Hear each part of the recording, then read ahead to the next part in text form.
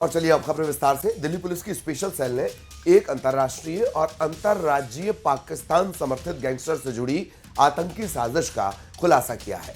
इस मॉड्यूल का मुख्य सरगना शहजाद भट्टी बताया जा रहा है, जो पाकिस्तानी खुफिया एजेंसी आईएसआई के इशारे पर काम कर रहा था। पुलिस ने अब तक 3 से ज्यादा आतंकियों को गिरफ्तार कर लिया है और इन गिरफ्तारियों में मध्य प्रदेश, उत्तर प्रदेश और पंजाब के आतंकियों को भी शामिल किया गया है। कार्रवाई राजधानी दिल्ली में सुरक्षा एजेंसियों की सतर्कता और तैयारियों का नतीजा मानी जा रही है। पुलिस ने मामले की जांच भी शुरू कर दी है और आतंकवाद से जुड़े बाकी सदस्य और साजिश को पकड़ने के लिए अभियान जारी है।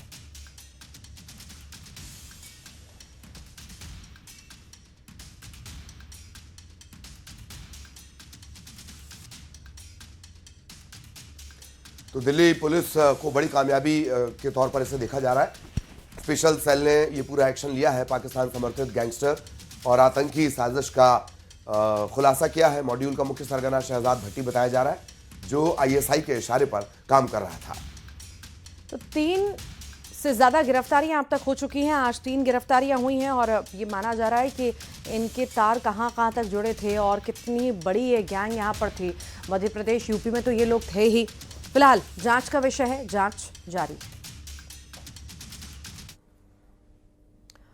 और मौसम बदलने के साथ ही जम्मू कश्मीर में अंतर्राष्ट्रीय सीमा और एलओसी के पास सुरक्षा एजेंसियों ने हाई अलर्ट जारी कर दिया है। मौसम बदलते ही सीमा पार बैठे आतंकी एक बार फिर घुसपैठ की फिराक में है। खुफिया एजेंसियों का इनपुट है कि सीमा पर करीब 72 लॉन्च पैड एक्टिव हो चुके हैं। 60 एलओसी पर है और 12 इंटरनेशनल बॉर्डर के पास। इन लॉन्च पैड पर आतंकी मौजूद हैं और घुसपैठ की कोशिश का इंतजार कर रहे हैं। सियालकोट, जफरवाल, जंडियाला, रामरी, अनायतपुर ऐसे लॉन्च पैड सबसे ज्यादा एक्टिव बताए जा रहे हैं। और इसी खतरे को देखते हुए बीएसएफ ने दिन रात की पेट्रोलिंग बढ़ा दी है और सीमा पर सुरक्षा दोगुनी कर दी गई है। जम्मू कश्मीर में मौसम का मिजाज अब लगातार बदलता जा रहा है, जिसका सबसे ज्यादा खामियाजा भुगतना पड़ता है एलओसी पर, क्योंकि लाइन ऑफ कंट्रोल पहाड़ी इलाकों में है और पहाड़ी इलाकों में अक्सर बर्फबारी होने की वजह से आतंकियों की घुसपैठ नाकाम हो जाती है, वो घुसपैठ नहीं कर सकते। ऐसे में आतंकियों की ये कोशिश होती है कि लाइन ऑफ कंट्रोल को छोड़कर वो इंटरनेशनल बॉर्डर से घुसपैठ करे, चाहे ड्रोन से एक्टिविटी करे, चाहे वो किसी और तरह से टनल्स को निकाल के वो इंटरनेशनल बॉर्डर को पार करे। बता दें कि इस समय मेरी मौजूदगी इंटरनेशनल बॉर्डर पे है। हमारे जवान जिस तरीके से तस्वीरों में आप देख रहे हैं, इनकी तैनाती को लगातार दोगुना कर दिया गया है, क्योंकि इंटेलिजेंस के पास इनपुट है, सुरक्षा एजेंसियों के पास इनपुट है कि जम्मू कश्मीर में 131 से ज्यादा आतंकी इस वक्त भी सक्रिय हैं। और सबसे बड़ी बात है कि उन सक्रिय आतंकियों पर शिकंजा तो कसा ही जा रहा है, लेकिन इंटरनेशनल बॉर्डर पर बॉर्डर सिक्योरिटी फोर्सेस के जवान लगातार पाकिस्तान पर नजर बनाए हुए हैं, क्योंकि सुरक्षा एजेंसियों के पास इनपुट है कि आतंकी अभी भी घुसपैठ की फिराक में है। जिस तरीके से आपको बता दें कि जिस जगह मेरी मौजूदगी है इंटरनेशनल बॉर्डर पर, इसके ठीक उस पार पाकिस्तान है और पाकिस्तान के उस इलाके में कई लॉन्च पैड है, जिनके आपको मैं नाम साझा करूंगी। अनायतपुर, बड़ा भाई, मसरूर, सुखमल, चक अमरू, रमरी, जंडियाला और सबसे बड़ा लॉन्च पैड जहां पर सबसे ज्यादा तादाद में आतंकी इस वक्त ट्रेनिंग ले रहे हैं, उनके ट्रेनिंग कैंप है, वो है जफरवाल। तो ये सारे जो लॉन्च पैड आपको मैंने बताया, ये इन सभी लॉन्च पैड पर आतंकी लगातार जो है वो कोशिश कर रहे हैं कि वो एक तो वहां पर ट्रेनिंग लेते हैं और दूसरा वो कोशिश करते हैं कि कैसे घुसपैठ करनी है इंटरनेशनल बॉर्डर से। लेकिन हमारे जो बीएसएफ के जवान हैं वो यहाँ पर मौजूद हैं और लगातार इनकी कोशिश है कि किसी भी तरह की नापाक अगर कोशिश होती है तो उसको कैसे असंभव करना है, कैसे नाकाम करना है।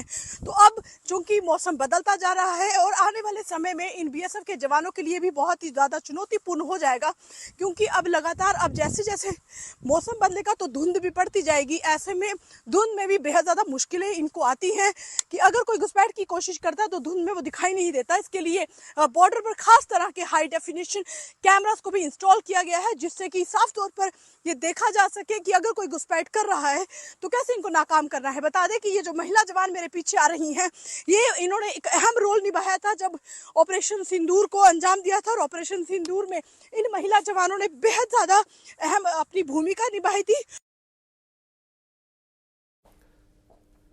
डॉक्टर शाहीन उर्फ मैडम सर्जन की गिरफ्तारी के बाद एजेंसियां अब उसके पूरे नेटवर्क पर शिकंजा कस रही हैं। जानकारी के मुताबिक शाहीन और उसके साथी डॉक्टर आदिल ने व्हाइट कॉलर टेरर मॉड्यूल खड़ा किया था और टीम बी नाम की सेकंड लाइन तैयार की थी। जो पकड़े गए, ये जो टीम बी थी, वो पकड़े गए आतंकियों की मदद करती थी।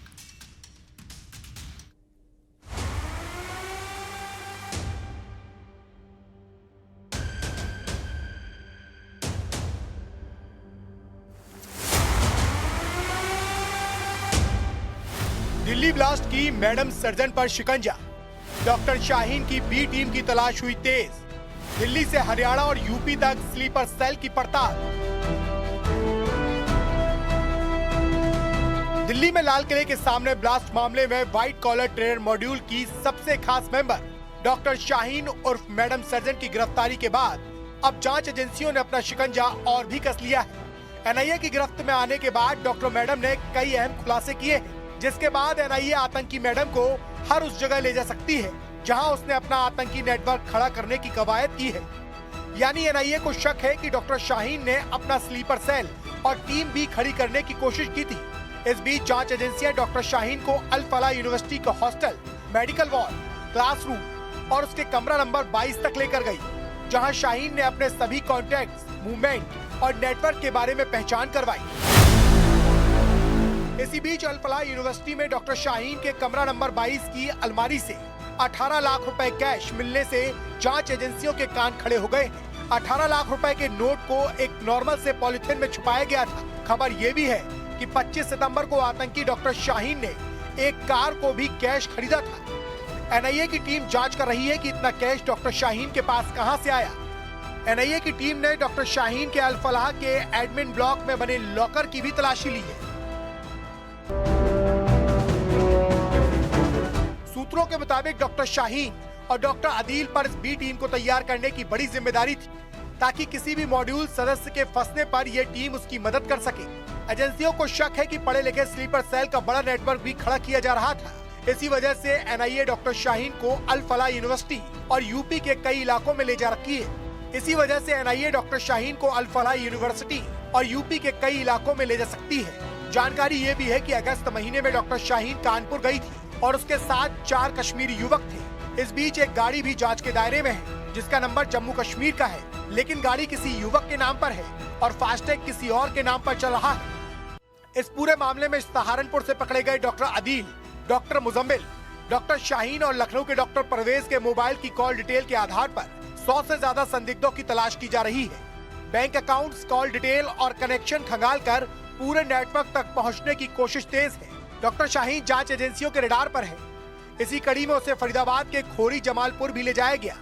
ये वही जगह है जहां उसके साथी डॉक्टर मुजम्मिल ने 8,000 रुपए किराए पर एक ठिकाना किराए पर लिया था। दावे के मुताबिक मुजम्मिल ने एक कमरा ये कहकर किराए पर लिया था कि वो कश्मीरी फलों का कारोबार करेगा।